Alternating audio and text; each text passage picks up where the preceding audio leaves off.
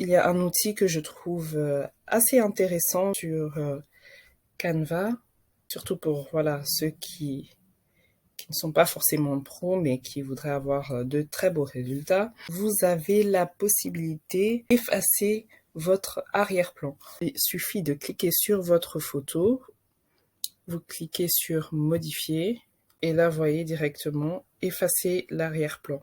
Donc, je clique dessus, on patiente le temps qu'il supprime l'arrière-plan, et voilà, la dame qui est bien détourée. Sinon, vous pouvez voir ici sur le côté, au cas où l'outil y a été un peu fort, comme ici, je pense, vous voyez, ici, il y a un trou entre la main de la femme et le sac. Ce qui est bien, vous pouvez ajuster, remettre les choses en ordre. Je clique sur restaurer, je vais ajouter un morceau. Donc, je clique sur restaurer. Ici, je vois mon petit pinceau est un peu petit. Je veux un peu l'agrandir, donc je peux aller ici sur la taille du pinceau. Et voilà, je l'agrandis comme ceci, pour pas avoir à faire trop de clics. Et je fais ça, je clique dessus. Et voilà, j'ai le beau bleu de la robe qui réapparaît. Et voilà. Donc, mon image est prête. Je peux l'utiliser. Vous pouvez également ajouter des éléments. Des éléments, vous allez sur l'onglet ici sur le côté, vous trouverez éléments. Vous trouverez plus de dessins dessus. Je vais faire une recherche, pourcentage. Il y en aura, voilà. Ouais, par exemple ceci. C'est pas forcément ce qui va le mieux comme couleur, mais voilà. C'est vraiment pour exemple. Donc j'ai placé mon élément et je peux même, si je veux, le modifier. Ici, vous voyez, j'ai cliqué une fois dessus et là j'ai les couleurs qui sont apparues. Sinon, si vous n'avez pas les couleurs directement, vous pouvez cliquer sur modifier l'image. Et ici, par exemple, on a ceci, je peux mettre des effets, je peux, voilà, un peu flouter. Je clique sur l'une des couleurs et ici, je pense qu'il y a 3 couleurs, mais ici, si on veut vraiment voir un changement, je crois que l'une des couleurs plus présentes, c'est celle-ci. Donc, je clique sur ce rose-ci et je mets ceci, par exemple. Vous voyez? Donc, la couleur est changée. Je vais vous montrer le texte, mais c'est le même fonctionnement. Ici, j'ai le texte. Et vous avez toutes sortes de textes proposés, textes déjà faits, que vous pourrez modifier.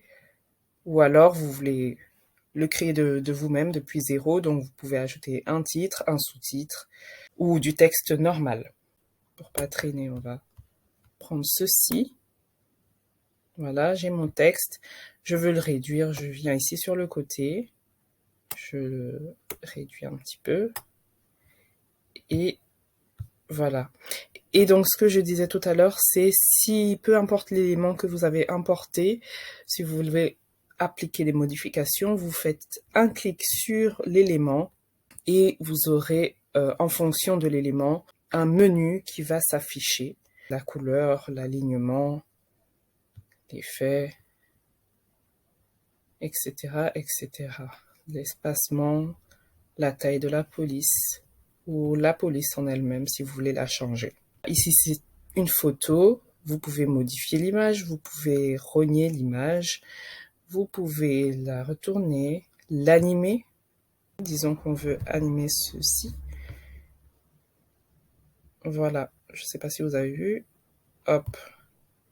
Par contre, ici sur Canva, pour ajouter une animation, vous ne pouvez pas, comme sur PowerPoint, choisir l'ordre d'animation et d'affichage. Ce sera plus ou moins tout au même moment. Vous pouvez choisir la position. Voilà, si on veut que ceci soit centré comme ça, ou comme ceci. Voilà.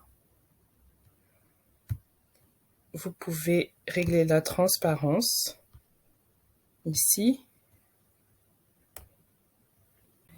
OK. Vous pouvez y ajouter un lien. Pour les images, il n'y a pas trop d'intérêt.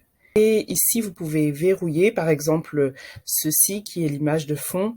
Vous savez que vous voulez ajouter plein d'autres éléments par-dessus. Et pour éviter de sélectionner le mauvais élément, et si vous êtes sûr que ceci va rester à l'arrière, vous pourrez donc cliquer sur l'arrière-plan et le bloquer ici avec le petit cadenas. Comme ça, votre image ne bougera plus, ça ne vous perturbera pas lors de la conception de votre visuel. Ensuite, vous pouvez dupliquer ou le mettre à la poubelle. C'est tout pour ce petit tuto, j'espère qu'il vous aura été utile. Je vous remercie d'avoir regardé et je vous dis à bientôt pour de nouveaux tutos.